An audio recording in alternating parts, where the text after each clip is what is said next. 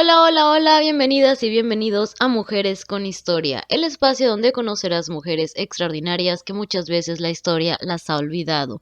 Yo soy Linda González y ponte cómoda o cómodo porque comenzamos.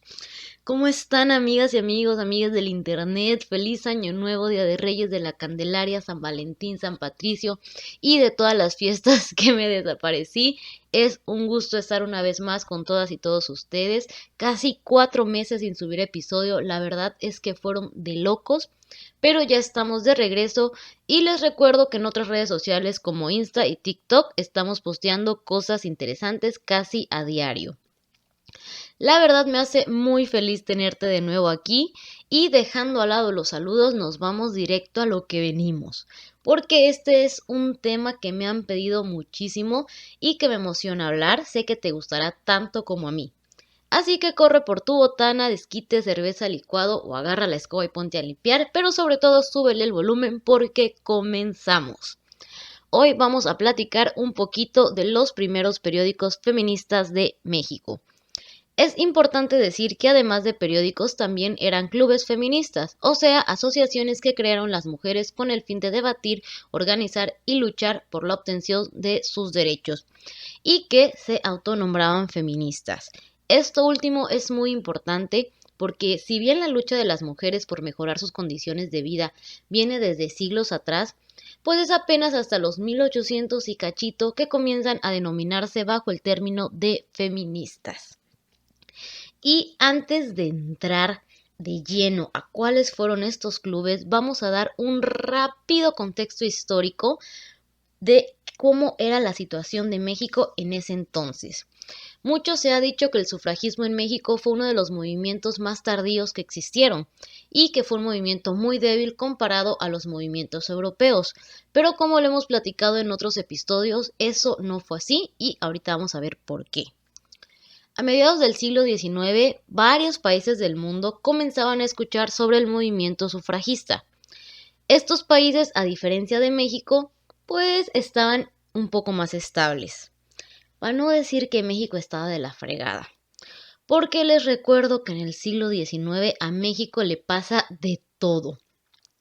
Por ejemplo, se independiza, después cambia de presidente como cambia de calzones, tiene intervenciones extranjeras, tiene un imperio europeo que es impuesto a base de bayonetas, es también la época donde cualquiera se levantaba en armas, no había nada de dinero, se empieza a dar la guerra de reforma, hay liberales contra conservadores, y bueno, ya mejor ni les sigo porque sí, en pocas palabras México estaba de cabeza. A todo esto, como les mencioné, México a cada rato tenía presidentes que duraban muy poquito hasta que llegó alguien que tomó las riendas del país y no las soltó hasta muchísimos años después.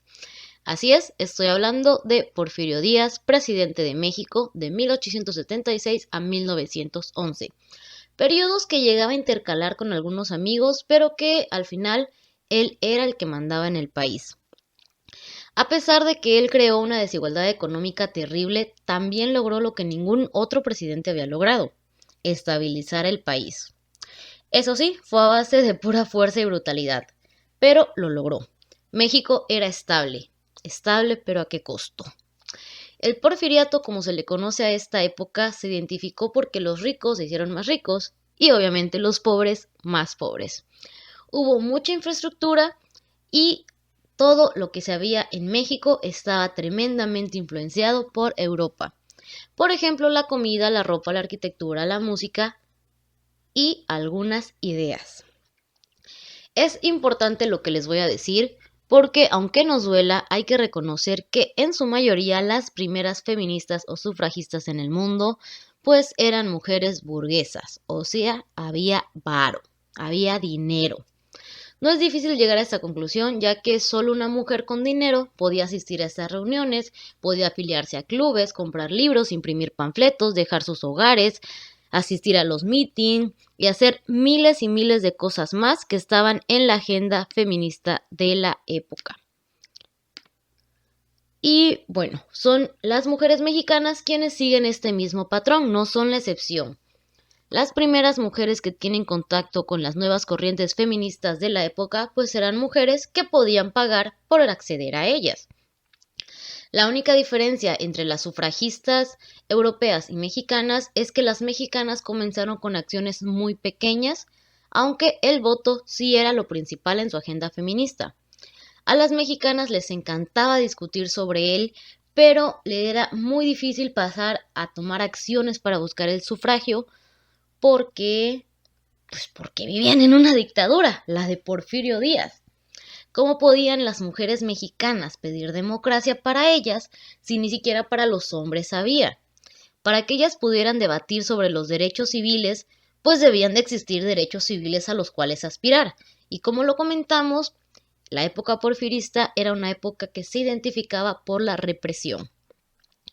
Aunque también, hay que aclararlo, es una época donde surgen las primeras profesionistas de México, y como recordarán, hicimos un episodio de ellas en donde hablábamos de Matilde Montoya, la primera doctora, y que es el mismísimo Porfirio Díaz el que interfiere para que ella pueda concluir su carrera.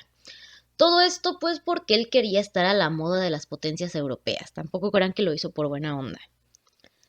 En fin, el porfiriato termina con la Revolución Mexicana, que en sus primeros años de lucha, o al menos en su primer año de lucha, destituye a Porfirio Díaz y busca la no reelección. Durante ese primer año son las mismas mujeres burguesas que están luchando por una participación política, sobre todo en los clubes antireeleccionistas. Cuando Porfirio Díaz renuncia a la presidencia, comienza otro tipo de revolución, o más bien la revolución cambia de fines y se convierte prácticamente en un todos contra todos y a ver quién se queda con la presidencia. A esta siguiente parte de la revolución se le suman mujeres de todo el país, sobre todo en la participación de la lucha armada. En su mayoría pues eran mujeres que defendían una idea, pero no se consideraban feministas, sobre todo porque pues no sabían qué era eso, nunca habían escuchado ese término. Ellas solamente luchaban por algo que les molestaba y ya. Aquí es donde entran las mujeres obreras, campesinas o las amas de casa. Y para regresar al punto anterior, vamos a comenzar ya con los primeros periódicos feministas de México. Y como lo notamos, estos primeros periódicos feministas eran de mujeres burguesas o privilegiadas que habían crecido en una familia liberal o que habían tenido acceso a la educación. Y digo, no está mal. Si bien había una línea muy grande entre clases sociales, no podemos reprocharles el privilegio que tenían. Ni modo, les tocó la suerte de nacer ahí. Creo que de esta parte de la historia del feminismo solo nos queda aprender que el movimiento feminista debe mantenerse en evolución y que al día de hoy debemos de seguir luchando para hacerlo accesible a todas las mujeres. Pero bueno, ya, les digo, fue mucho contexto, creo que me extendí un poco más de lo que debía, pero ahora sí, hablemos de los principales periódicos feministas en México. Aunque existieron muchísimos, solo hablaré de los que tuvieron más notoriedad en la época. Y comencemos con un grupo que desde antes de la Revolución Mexicana ya estaba listo para armar su propia revolución. Hablemos de las hijas de la Náhuac, un grupo de mujeres que realizaron el primer periódico feminista en México, que si bien ya habían existido algunos otros, como les mencioné, escrito por mujeres, como era el caso del periódico La Siempre Viva en Yucatán, este era el primer periódico que tenía un alcance nacional. Inició en octubre de 1873, en plena época porfirista, y tenía un costo de 25 centavos. Se publicaba una vez a la semana y las autoras utilizaban seudónimos náhuatl. Y bueno, no es ninguna sorpresa que quienes dirigieron este periódico eran alumnas de la Escuela de Artes y Oficios para Mujeres. Y digo, no es ninguna sorpresa porque ya lo platicamos. Era un país en el que reinaba la ignorancia y el analfabetismo. Era obvio que las primeras mujeres periodistas iban a tomar la iniciativa porque eran mujeres privilegiadas que tenían el acceso a la educación. Este periódico era escrito desde la intimidad de las autoras y básicamente sus escritos eran poesías, cuentos, relatos e incluso consejos sobre lo femenino típico, o también sobre moda de la época. Entre estos materiales tocaban temas como la violencia y las nuevas oportunidades que tenían que aspirar las mujeres modernas, así como las tías, ¡qué moderno! Y aunque este periódico tuvo una vida muy corta, fue de mucho impacto para que las mujeres lograran tener este despertar intelectual y las autoras estaban conscientes de ello, sabían que estaban impactando a sus compañeras y les voy a leer un poquito de lo que escribieron. Lo escribieron poco antes de que se cerrara el periódico. La verdad a mí me emociona mucho esta parte. Chéquense nada más, se los voy a leer. Todavía no se puede colocar nuestro periódico en el número 1 de los otros muchos textos que honra la prensa mexicana, pero quizás más tarde. Tal vez en la década de nuestra vida se recordará con placer que unas pobres hijas de México, deseosas del progreso de su país, no descuidaron, aun a costa de muchos sacrificios, contribuir con sus humildes líneas para lograr la emancipación de la mujer. Quizás entonces este periódico, que hoy es un insignificante botón de la corona que ciñe la literatura de nuestra patria, forme una de sus más fragantes flores. Tal vez dentro de un tiempo habrá otras jóvenes que, siguiendo nuestro ejemplo, se lancen al difícil camino del periodismo, afrontando todas las espinas que en él se encuentran. Díganme si no sintieron bonito con las últimas líneas. Yo casi lloro. Abro paréntesis para felicitar a todas las mujeres periodistas de México que cada día luchan por la verdad. Continuando con las hijas de la náhuac, ellas dieron inicio a múltiples publicaciones de mujeres obreras que se popularizaron durante el Porfiriato y que posteriormente tuvieron una creciente participación política a nivel nacional. De estas mujeres es que nacieron las ideas que años después se pondrían en práctica para la reivindicación de la mujer. Ahora pasemos a hablar de Las Violetas de la Náhuac, el periódico feminista más famoso de la época. Las Violetas de la Náhuac estaba dirigido por Laureana Grind de Claimhas, espero haber pronunciado bien ese apellido, y que por sí sola merece un capítulo porque fue una increíble mujer. Este periódico comienza del 4 de diciembre de 1887 y también durante esta época conocida como el Porfiriato. La idea original de Laureana era retomar el nombre de las hijas de la náhuac, pero este nombre ya estaba ocupado por otras publicaciones religiosas. Le robaron el nombre. Y siguiendo la línea del movimiento feminista de esa época y del régimen porfirista, las publicaciones se basaban en cómo se debían de educar a las mujeres o cómo ser buenas madres dentro del progreso. Como les comento que siempre doy talleres sobre este tema, no es que el feminismo en México fuera muy rosita o no fuera tan radical como se estaba viviendo en Europa, sino que más bien se cuidaban que el régimen porfirista no la censurara. Recuerden que todo lo que don Porfi no le gustaba era bloqueado, era eliminado, pues lo cancelaba el señor si no le gustaba. Entonces, estas periodistas se cuidaban de no tocar temas políticos que causaran polémica. Incluso tenían una sección donde hablaban de grandes mujeres que lograron inaugurar hablando de Carmen Romero Rubio, la esposa de Porfirio Díaz. Pues más bien como para quedar bien con ellos, ¿no? La primera publicación venía en la portada escrito por señoras y comenzaba diciendo: la mujer contemporánea quiere abandonar para siempre el limbo de la ignorancia y con las alas levantadas desea llegar a las regiones de luz y verdad. Como les comentaba, la mayoría de publicaciones eran de cómo educarse, de cómo tener una buena familia, cómo mantenerse femeninas pero atreverse a dominar el progreso. Y vale mucho la pena recalcar que es el primer periódico que se atrevió a denunciar la brecha salarial entre maestros y maestras. Y si ese tema hasta el día de hoy sigue siendo polémico, pues imagínense en ese entonces cómo fue eso. También destacaban por poner historias, anécdotas o cuentos en los que las mujeres eran protagonistas. Criticaban también a las mujeres que solo se cultivaban para impresionar a los hombres y las que se iban de fiesta muy seguido. Sí, ya sé que suena algo misógino, pero pues bueno, ese era el activismo de la época. Aunque también duraron muy pocos años y sin razón aparente en 1889 dejaron de publicar, aunque la mayoría de colaboradoras siguieron escribiendo en otros periódicos y publicando por su cuenta.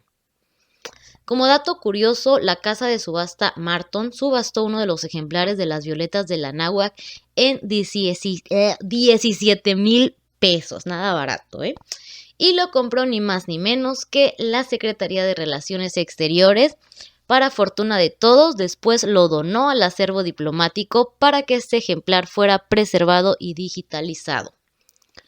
El siguiente periódico del que hablaremos es el Álbum de la Mujer, un semanario dirigido por Concepción Jimeno y que estuvo activo de 1883 a 1890.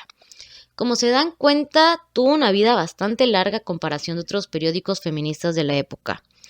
Este periódico era como la revista Tú o Para Ti de la época. No sé si se acuerdan que estas revistas eran súper famosas y todos queríamos tenerlas cuando eran niñas. Bueno, si eres del 2000, probablemente sabes de lo que hablo. El álbum de la mujer tenía secciones bastante interesantes y variadas y tenía noticias que iban desde los eventos sociales más importantes de la burguesía porfiriana, hablaban de la moda, se influenciaban por las tendencias francesas, hablaban de cómo llevar sombreros o cómo iba a ser el largo del vestido y hasta de poemas, novelas y datos muy, muy curiosos. Las secciones que para mí son las mejores de este periódico son las que citaban la biografía de algún personaje famoso, que en su mayoría eran mujeres que estaban haciendo un espacio en áreas dominadas por hombres. Estas secciones iban dirigidas a madres y también tenían secciones dirigidas a hombres donde analizaban el comportamiento hacia las mujeres y donde muchas veces las mujeres del semanario llegó a escribir: los hombres quieren débiles a las mujeres para hacerlas sus juguetes. Una frase que creo que hasta el día de hoy sigue vigente. Y pues claro que al ser un semanario burgués, se olvidaba de las mujeres que no pertenecían a esta clase. Y también llegó a dividir a las mujeres por sus virtudes o por lo que ellas consideraban virtudes y se enfocaban en que la mujer debía de ser la mejor versión de sí misma, pero sin dejar de ser una buena madre, hija, esposa o simplemente compañero del hombre. Este tipo de pensamiento es algo que seguiría muy marcado en el feminismo mexicano hasta la siguiente ola del feminismo. Continuando con la lista de periódicos, haremos el de Correo de las Señoras, un periódico de 1883 a 1993 y que a pesar de tener en su nombre la palabra señoras, pues no estaba editado por ellas. De hecho, el dueño original era un vato que falleció y le dejó el periódico a su esposa María Jiménez, quien se hizo cargo del periódico, pero que a su vez tenía 3 editores hombres. Digamos que este periódico era el mayor mansplaining de la época, ya que los editores decían que las mujeres debían comportarse de una forma y también educarse. A diferencia de otros periódicos dirigidos por hombres, y la razón por la cual decidí incluirlo aquí es que este periódico también estaba pensado para ser dirigido a las mujeres. Tenían columnas escritas por mujeres, algo que no pasaba con los demás periódicos pertenecientes a hombres. Para mí era importante incluir este periódico, El Correo de las Señoras, porque daba pie al debate en la sociedad. A diferencia de los otros periódicos que mostraban sus ideales feministas a mujeres, este periódico daba pie al debate social de estas ideas y se mostraba flexible a que tanto hombres como mujeres pudieran participar. Por último, hablaremos de La Mujer Mexicana, una revista de 1904 a 1906 dirigida por Dolores Correa Zapata, otra gran pieza clave del feminismo en México. Y como podrán notar por los años activos de esta revista, son la última generación de feministas que da el porfiriato. Esto va a tener como resultado que, terminada la revolución y con los cambios sociales, esta generación chocara mucho con la nueva generación de feministas. La generación porfirista tenía la idea de una mujer educada, pero sin descuidar el hogar. En cambio, las próximas generaciones aspiraban a ser autónomas y que llegaran a ejercer una profesión. Regresando a la revista, además de hablar de los mismos temas que han hablado las anteriores, esta se distingue porque sus editoras y periodistas eran parte de la sociedad protectora de la mujer, lo cual le daba un plus a la revista porque también por primera vez volteaba a ver mujeres no pertenecientes a la clase alta. Aunque sí, era mínima la atención que les daban, no crean que era así, la gran cosa, pero pues sí les llegó a dar mucha atención a mujeres obreras, mujeres amas de casa, incluso hasta prostitutas, y deseaban ayudarlas, aunque no las veía como iguales. Esta revista también intercambiaba información y notas con revistas o periódicos más chicos de otras ciudades, teniendo así una diversidad en sus publicaciones.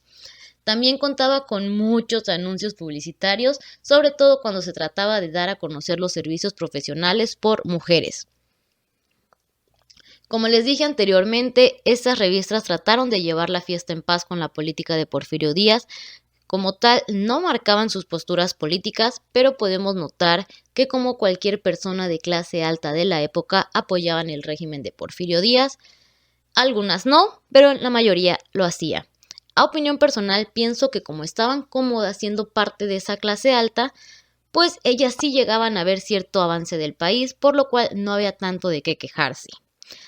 Y así, queridos amigos y amigas, llegamos al final de este episodio, no sin antes mencionarles que tristemente muchas de las publicaciones de estos periódicos no se guardaron como es debido y andan por ahí perdidas en algún cajón, biblioteca o tristemente en la basura o ya no existen. Aunque sí hay varios que se pueden encontrar en hemerotecas o en sitios de internet. También hay otros documentos que tenemos en nuestra biblioteca virtual. Ahí tenemos muchas ediciones del álbum de la mujer, están digitalizados. Ya saben que el link está en la descripción de este periódico o en mis redes sociales me pueden pedir el link y con gusto se los paso. Hay también más documentos como tesis de historiadoras bien chingonas sobre este tema. Sé que a muchas de ustedes les sirven para sus propias investigaciones o tesis. Créanme que me da mucho gusto cada vez que me dicen que algún archivo de la biblioteca virtual les sirvió para sus trabajos. No me queda más que decirles muchas gracias por quedarte hasta el final y nos vemos en el próximo episodio de Mujeres con Historia.